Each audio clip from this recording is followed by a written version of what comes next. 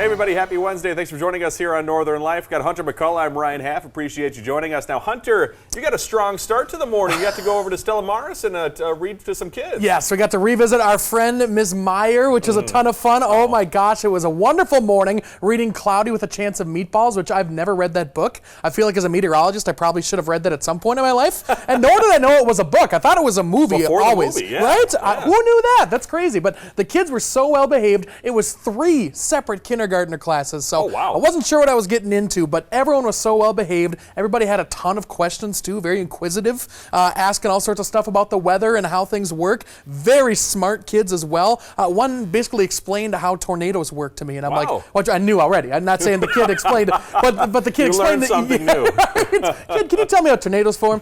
But he told me everything about tornadoes. I'm like, how did you know all that? That's very, very impressive. So Well, everyone, they live up here in the Northland. They got to know how the weather works. they got to know everything. Yeah. I had questions about hurricanes and earthquakes and tsunamis and everything. It was wonderful. They said, why do you still get paid? Yes, they said it's the only job you can get paid to be half wrong, or whatever people always say. I wanted to ask Hunter this comment from a certain Jim, who's a viewer. Oh, geez. They said, knowing how many books you read, are you sure they shouldn't be reading to you?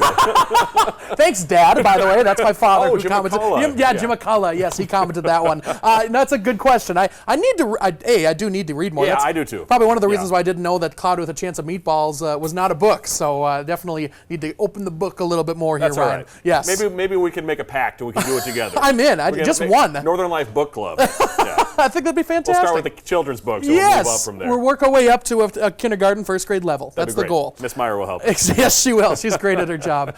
Coming up on today's show, we're going to be making drinks with Rachel Hackbarth. Is that true? We're making drinks? Oh, well, Rachel Hackbarth is making drinks. Yeah, Dang. Yeah. Okay. We won't be making Oh, well, that would. We'll try it later on. We'll also celebrate Earth Day here today, meeting a Wisconsin woman who's cleaning up her neighborhood. Speaking of the earth and the atmosphere, doing our part here to help folks out, hopefully. Yeah, good on you. Also, I believe from the town of, I did not know this, Friendship, Wisconsin. Oh. So that's a pretty awesome town. That's an awesome town. I want to see their water tower. They got to have something cool and unique on there. They have to. Yeah. They have to. Well, until then, here's some 4 p.m. newscast conversation that we're having. So Hunter, the other day, he became enamored during the commercial break because we were talking about the difference. Well, first it came up as acronyms, but then we also learned what initialism is and the difference between the two. Which I've never really heard of before, initialism, but apparently every acronym that you think of, which all of us thought that an acronym is literally just, things that stand for other things, but that's not 100% true. So an acronym, apparently, it has to be able to have the word be said. Like, for instance, NASA,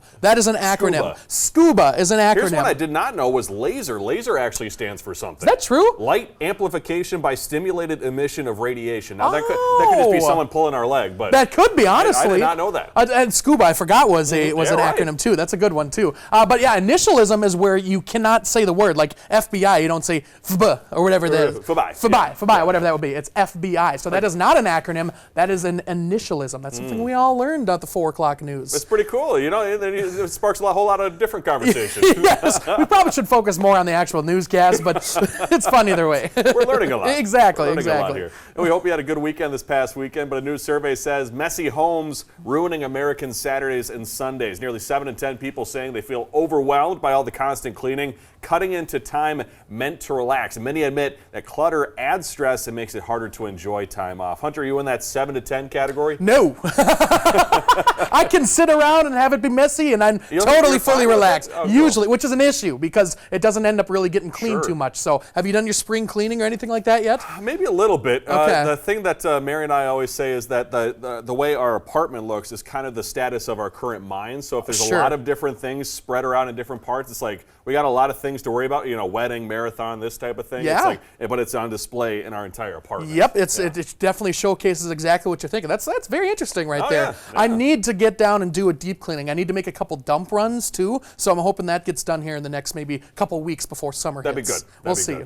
Well, hey, down at Target Field now, it's always fun to enjoy a ball game, especially with beautiful spring weather here. Yes. But over the weekend, there were a group of friends who were incredibly well dressed in the stands. And according to their sign, the 5 fans there went to the Reds-Twins game before ultimately saying they were going to a wedding. So they made that obviously very expensive sign there that says Twins game 1:10 p.m., wedding 4:30 p.m. I feel like this is something the Halfs would do. You guys are all very big sports, especially Twins fans, and Timberwolves as well. It depends, too, like how much time time you have in between, like maybe they had the ceremony, well, probably the ceremony was in the afternoon, but I've been to weddings before where, the ceremony is at like, let's say like noon, Yeah. and then the reception's at 5. Yes. It's like, what are you going to do in between? It's like, if there's Catch a a Twins game. game going on, Exactly. might as well enjoy it. And I bet you better bet if that Twins game runs late or something, I bet the wedding also is going to run late. A little bit anyway. I guess I didn't hear if the groom was part of that group. I hope Might not, have I been guess. The groomsmen, yeah. Jeez. Probably the groom might have gotten in a little trouble if he was Yep. attending.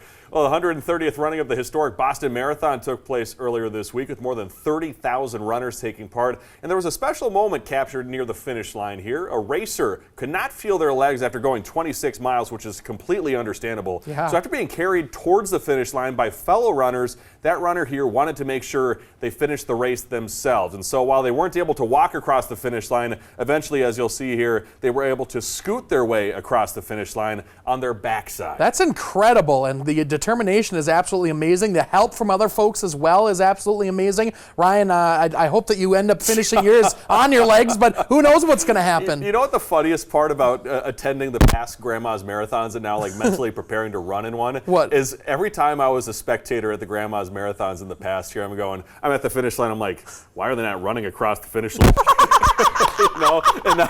Bunch of pansies? Come on, keep I'm like, going. if it's the end of the finish line, you got to run it out. And now I'm like, I can totally understand why you're walking because I haven't even done close to 26 yet, and I'm struggling. You've done 16, and yeah, it's been quite the ordeal. Oh my gosh. Well, hey, coming up after the break here on Northern Life, a moment to stop and appreciate our planet on this Earth Day. We're coming back. Thanks for joining us here on Northern Life.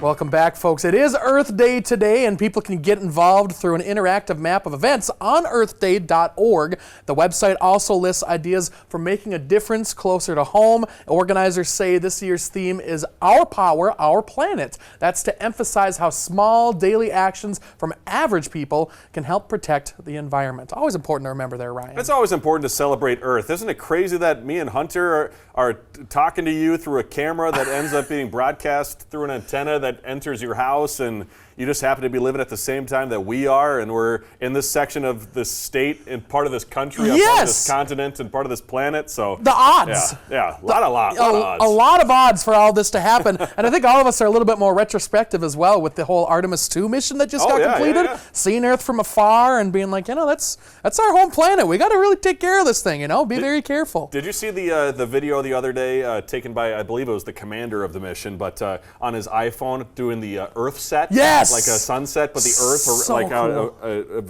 evaporated. It went away. The Earth's gone. Earth Day, no. But it just went away behind the moon. It's Yes. like, that's a once-in-a-lifetime thing right there. That was only few people have seen that right there, and that's pretty impressive, definitely. Cool. Well, hey, on this Earth Day, it is important to honor the planet, maybe each other, but also yourself, and it's never a good idea to ignore doctor's orders. That's true. So when a Wisconsin woman finally got to stepping, she didn't like what she saw around her city, so she decided to become a one-woman cleanup crew. Since 2018, And then I got extra bags and my gloves. Bernie Clark and her husband Kevin They don't last forever, and I always buy like 2 at a time. have called friendship We thought this was a very nice town, but home. I noticed that there seemed like there was a lot of litter, and it kind of bugged me. A few years earlier, Bernie retired after a medical procedure. Oh my goodness. In that time, her anxiety grew. I used to have panic attacks and stuff like that, and just get anxiety really easy about things. Her doctor prescribed walks. He said that walking in nature would do wonders, and it was quite a while before I actually listened to him. Walking would not only treat her anxiety, but her weight gain since retiring. I found this diet book that I like. It said that after you eat, you should take a walk. She does. Yeah, this is what I find a lot down. Not only has Bernie found herself, but what she calls a trail of trash. Oh my goodness. I can't believe all these even here. It inspired her to help her community while helping herself. Country roads are the biggest problem area where there's litter, and especially like empty beer and vodka bottles. She's not doing it for any other reason than to just be a good person. Elise Robinson works for Visit Adams County. She'd always seen Bernie walking, bags in one hand, claw in the other. Recently, she finally caught up with her. I said, I just wanted to know, what makes you do what you do. And she said, I just want to be a good example. I figured if everybody saw me picking up trash, it would get into the consciousness and maybe they would, think more about not throwing down trash. Bernie now has county leaders considering a green and clean type of initiative. She's already a great leader and has a great head start in that, and maybe she can help us kind of pull the community together, have everybody take pride in. And I feel like I'm helping nature, by picking up all the stuff. Who better to lead? Bernie's lost about 90 pounds. Her anxiety is lighter too. Life is good. Really good. Yeah. But can always be cleaner. It's all cleaned up and nice looking, and I know that I did it, so it makes me feel good about myself. All right, I want to go up to here just a little farther. Wow. 90 pounds? And 90 pounds, and she was carrying a whole lot of, pounds there, too. Seriously, Yeah. heard the clunk right there. Anybody else concerned about how many alcoholic bottles are on the roads there? Yeah, Friendship, Wisconsin. We need to have a conversation. Get a little too friendly. Yeah, easy there. Oh my gosh. Oh, but it's awesome to see someone like that, just end up starting one way and just say, I'm just going to start taking walks, and then seeing what's around you, go, actually, I can do something about Yeah. this. Yeah. If everybody who was walking just did that, I mean, that'd be absolutely huge for probably the local streets and the planet and everything like that. So fantastic right there, doing her part. Good on you. Let's go Friendship. Cities across the country sadly battling potholes along with litter, but down in New Orleans, one mystery artist is taking matters into his own hands. Known as the Buffalo Pothole Bandit, he is filling holes with colorful mosaic art across the city, and supporters say it's creative and even functional, but the city warns it could be considered as graffiti. Now, officials say they are working to fix thousands of potholes, but for now, this underground effort is turning damage into artwork. Where does the raccoon mask come into play here? You have to wear a raccoon mask while The he's doing it? Buffalo Bandit. Oh, The Buffalo, yeah. But it's a raccoon. Okay. Yeah. Interesting. If it works, I guess keep doing it. But yeah, don't vandalize the city in the process. Yeah. They're probably all working very hard to hopefully get those potholes filled up in the meantime. So who knows? Yeah. But Yeah. hey, the art's kind of cool. Yeah, it is. Yeah, very, very cool. And you got to Definitely. bring attention to it too. You got to say, Yeah. there's a pothole over here. Let's have a little fun with it and make having sure to- don't run over my artwork. too. Yes, keep having to bring the cars in to the mechanic. It's pretty rough out there. Never fun. Yeah. Well, hey, coming up, does it work? And a different kind of ride to prom. We'll be back.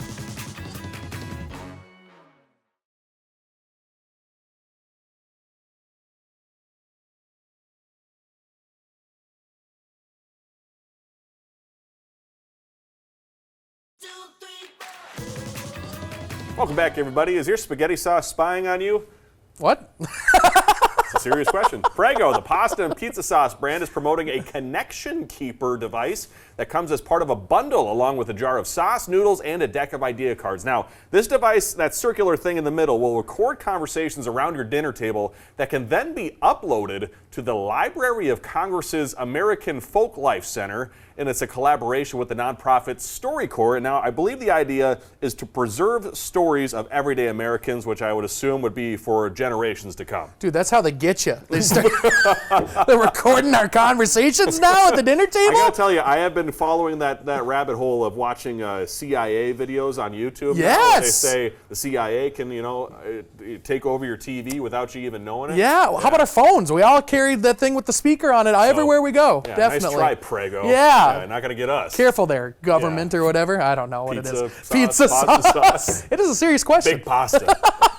Let's get to another piece of technology. Rachel Hackbarth is testing out a smart coaster for this week's Does It Work?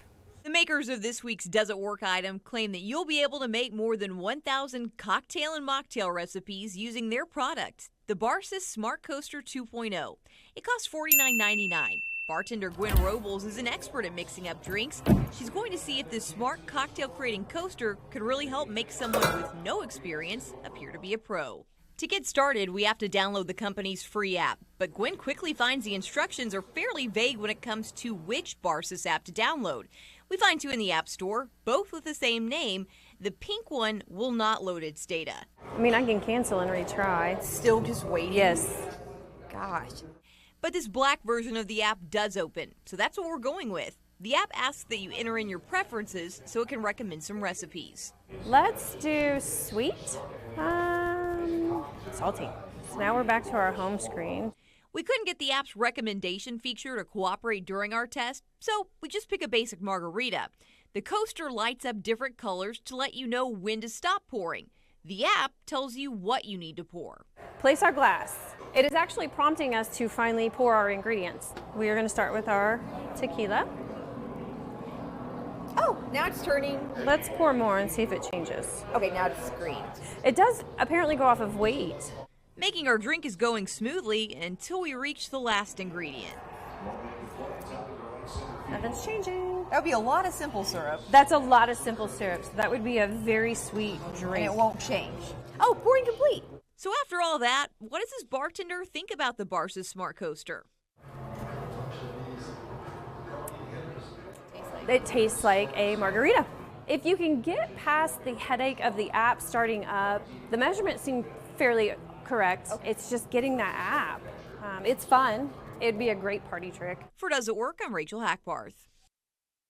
I mean, it's kind of cool, like weighing it out. I dig the concept. Yeah. Yeah, you're going to get it right every single time, definitely. But A, there was no ice in there. I need ice in my margarita. If I'm going to be drinking that, ice cold. You know what I'm saying? Yeah, I Summer gotcha. day, I hot gotcha. stuff out there. No hot margaritas here. No way. But yeah, like you pointed out, the reviews on the Not great reviews. No, 2 stars with 156 reviews. That's not good right there. Not good. No. Well, hey, before we head to break, in the spring here, kids getting rides to prom. But for kids in Kansas, it sounds like they got the Wienermobile to drive them to prom. And it sounds like they actually just saw the Wienermobile in their local grocery store parking lot and asked, hey, could you give us a lift? And they said, I guess, let's do it. So it doesn't hurt to ask. The worst they can say is no right Yeah, there. yeah. And now they say they got memories forever. Yep. Love to see it. Well, hey, coming up, a must-see show coming up tomorrow. We'll talk about it next.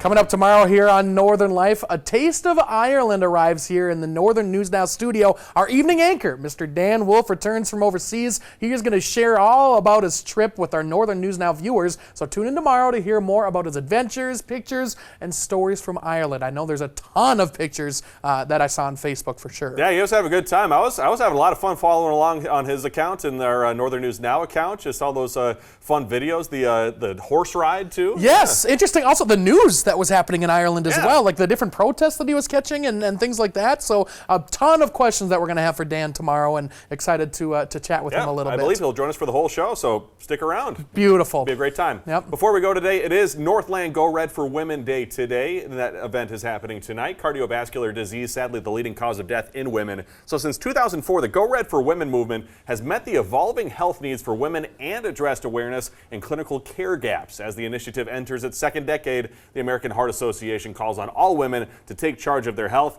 and make a lasting impact on the health and well-being of their community. You can find more information on the American Heart Association's website. Yeah, very important topic. Very important to stay on top of all that for sure. Love seeing Definitely. people come together tonight. Yes, yeah, wonderful stuff right there. Thanks for joining us here today. We love you so much. We'll see you tomorrow. Have a great rest of your Wednesday. Find some time to throw a line or just head outside to unwind. That's the life in the great North Woods. Hike or bike, whatever you like. Get out in the day, enjoy the night. Yeah, we got the life in the great North Woods. Yeah, we got the life in the great North Woods. Yeah, this is Northern Life.